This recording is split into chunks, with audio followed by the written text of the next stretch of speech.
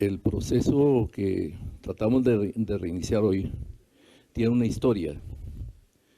Llevamos 10 años de haber iniciado el proceso. Se inició el 22 de agosto de 2012. Llevamos prácticamente 3 gobiernos que han transcurrido en Colombia y entramos para un cuarto. Ese es el ritmo de las negociaciones y de las conversaciones en Colombia, no por negligencia del ELN, sino por los ritmos que han impuesto los gobiernos. Pensamos que en esta oportunidad las nuevas circunstancias políticas de Colombia han permitido reiniciar las negociaciones.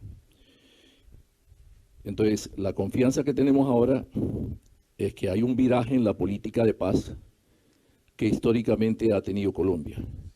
Y es probable que los acuerdos a los que vamos llegando en el proceso de construcción también vayan abriendo otras oportunidades.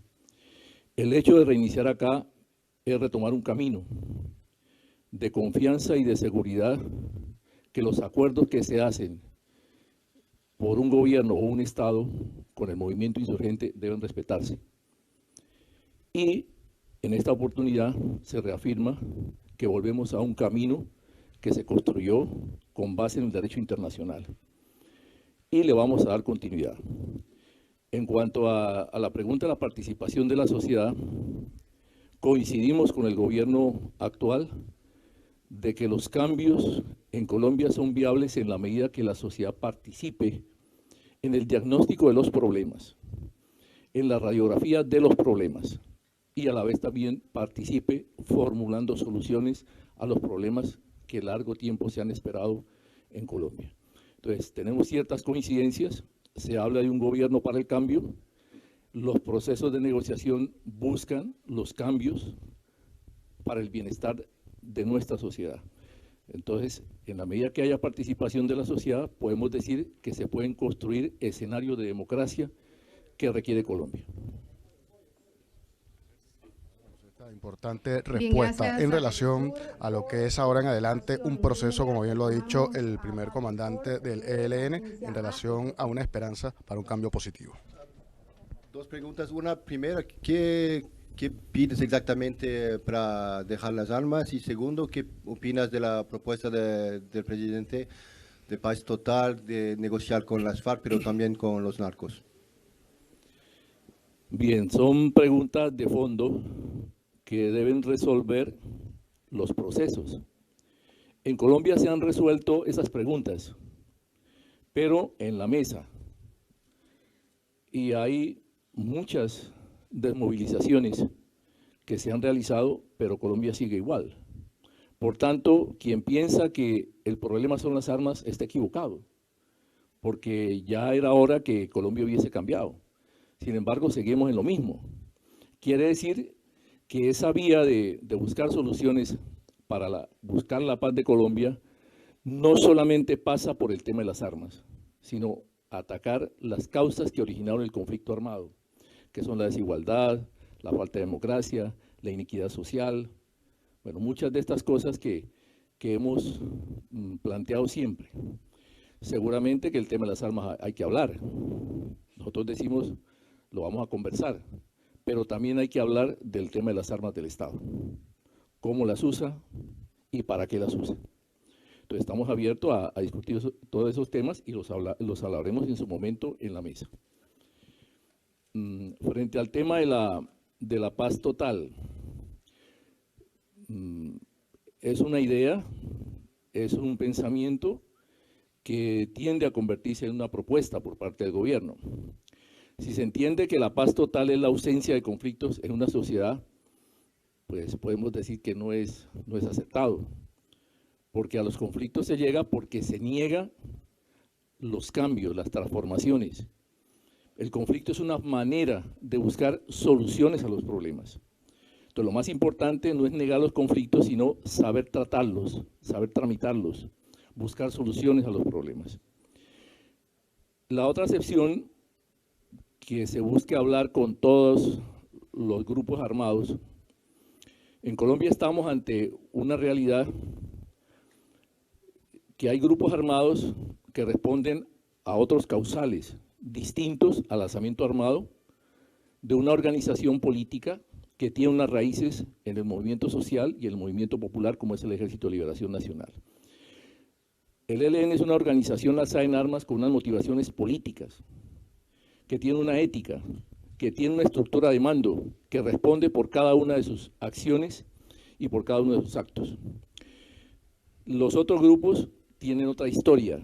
Unos ya negociaron, se metieron en un esquema de negociación que pudo ser fallido, otros se retiraron y hay otros actores armados que no hacen parte, digamos, de organizaciones con orígenes sociales y políticos, que son más grupos delincuenciales, ligados al narcotráfico, ligados al paramilitarismo, y muchos de ellos fueron creados por el mismo Estado, antes incluso de que la insurgencia existiese. Estamos hablando del paramilitarismo, fue creado por orden norteamericana en 1962, y las organizaciones revolucionarias surgimos en propiedad en el año 64. O sea que no hay razón para decir que el paramilitarismo surgió como una respuesta al alzamiento armado. Fue al contrario. Entonces, estas razones que exponemos acá, pues el gobierno las tomará en cuenta, pero está en su autonomía conversar con todas las organizaciones de tipo delincuencial o armado que existan. Muchísimas gracias. Llamamos a continuación a Héctor Pereira de la agencia EFE. Buenas tardes. Quería saber si podía aclarar finalmente cuál va a ser la base, dónde se van a celebrar estas conversaciones, porque se ha hablado de estos países garantes van a ocurrir finalmente acá en Venezuela, y si esto da por comenzado oficialmente los diálogos o tenemos que esperar una nueva fecha. También usted ha hablado sobre el proyecto de paz total del presidente Petro.